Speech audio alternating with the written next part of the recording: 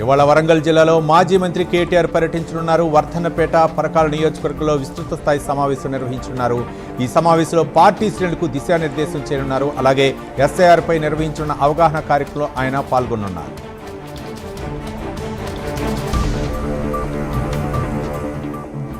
తిరుమల శ్రీవారిని గవర్నర్ శివప్రతాప్ శుక్లా దంపతులు దర్శించుకున్నారు. ఉదయం సుప్రభాత సమయంలో స్వామివారిని దర్శించుకుని మొక్కులు చెల్లించుకున్నారు. దర్శనం అనంతరం రంగనాయక మండపంలో వేద పండితులు వేదాశీర్వచనం అందించగా టీటీడీ అధికారులు స్వామివారి పట్టు వస్త్రంతో సత్కరించి తీర్థ ప్రసాదాలు అందజేశారు.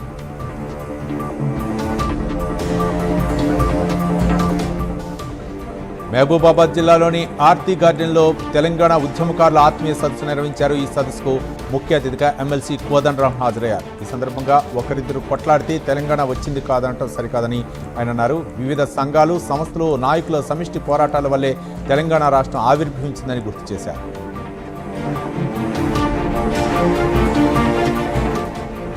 హెచ్సీఏ అవినీతి కుంభకోణాలకు నిలయంగా మారిందని Telangana cricket association advocate Arun మండిపడ్డారు.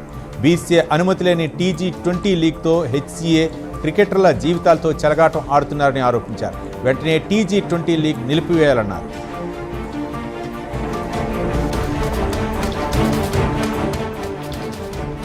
ఇవాళ సచివాలయంలో ఏపీఎస్ఆర్టీసీ ఉద్యోగ సంఘాల సమావేశం జరగనుంది. రవాణా శాఖ స్పెషల్ సీఎస్ కృష్ణబాబు అధ్యక్షతన సాయంత్రం 4 గంటలకు సమావేశం జరగనుంది. ఈ సమావేశంలో ఎంప్లాయీస్ యూనియన్స్ డిమాండ్లపై చర్చించనున్నారు.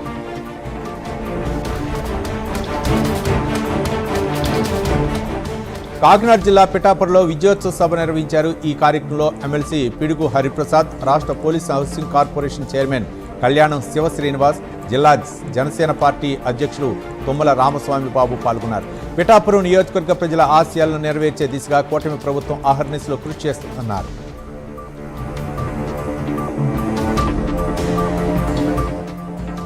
కృష్ణలంక సీఐ నాగరాజ్పై సస్పెన్షన్ వేటుపడింది. ఈ సందర్భంగా సీఐకి మద్దతుగా ఎన్టీఆర్ జిల్లా విజయవాడలో కొవ్వొత్తుల ర్యాలీ నిర్వహించారు.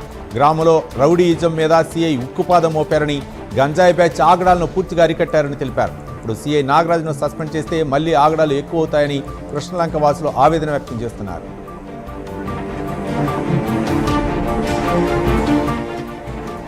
బండపల్లికి చెందిన వికలాంగ యువకుడు జ్ఞాత సురేష్ను వేములవాడ పోలీసులు అదుపులోకి తీసుకోవడం వివాదాస్పదంగా మారింది. ఈ ఘటనపై ఖండిస్తూ బీఆర్ఎస్ నాయకులు వేములవాడ పిఎస్ వద్ద ఆందోళన చేపట్టారు. జ్ఞాత సురేష్పై తీసుకున్న చర్యలు పూర్తిగా వివరాలను వెంటనే వెల్లడించాలని, చట్టబద్ధంగా వ్యవహరించాలని డిమాండ్ చేశారు. లేని పక్షంలో ఉద్యమాన్ని మరింత ఉధృతం చేస్తామని హెచ్చరించారు.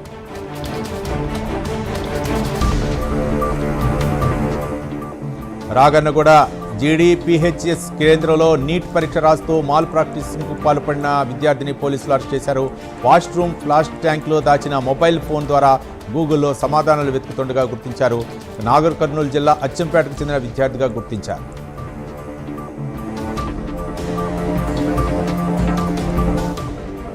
ఆసిఫాబాద్ జిల్లా బారేగూడలో ఉపాధి హామీ పనుల అవకతవకలపై సర్పంచ్ కోట వేణుగోపాల్ ఆగ్రహం వ్యక్తం చేశారు.